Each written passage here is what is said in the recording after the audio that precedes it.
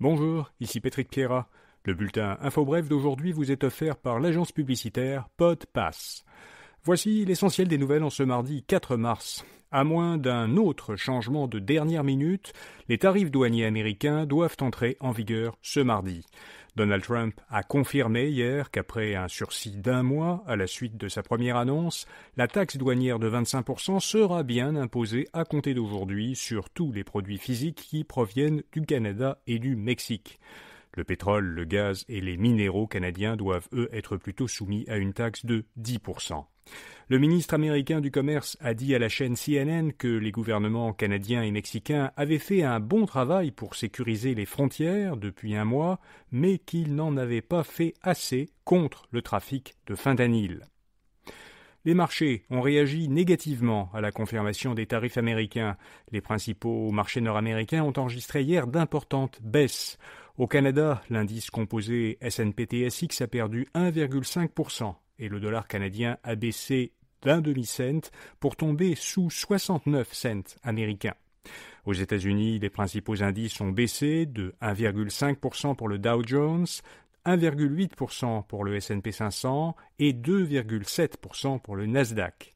Les crypto-monnaies ont également baissé. Le Bitcoin a perdu près de 9% de sa valeur, ce qui a annulé le gain que la crypto-monnaie avait enregistré quelques heures auparavant.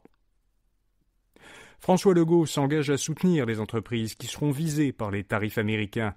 Le Premier ministre a annoncé que son gouvernement allait créer rapidement un programme de liquidité pour les entreprises qui dépendent du marché américain. Legault affirme qu'il faut redessiner, selon lui, l'économie du Québec. Il a précisé que le prochain budget prévoirait des fonds supplémentaires pour encourager les entreprises à diversifier leur marché. Cependant, Legault semble garder espoir que Donald Trump change à nouveau d'idée. Le Premier ministre du Québec assure que les États-Unis ne peuvent pas se passer de certains produits canadiens.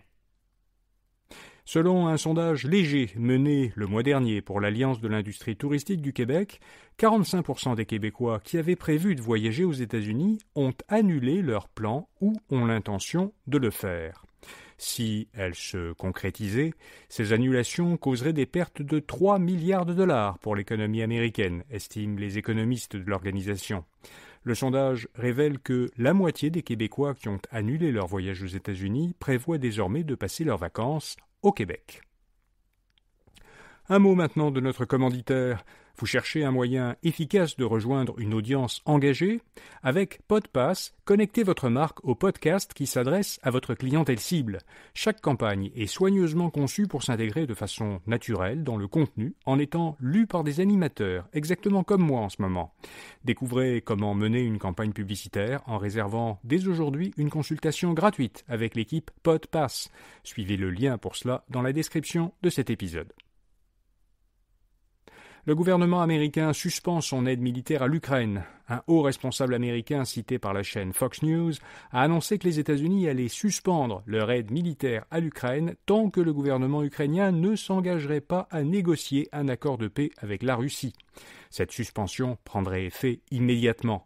Selon le New York Times, elle concerne plus d'1 milliard de dollars américains d'armes et de munitions en cours de préparation et en commande.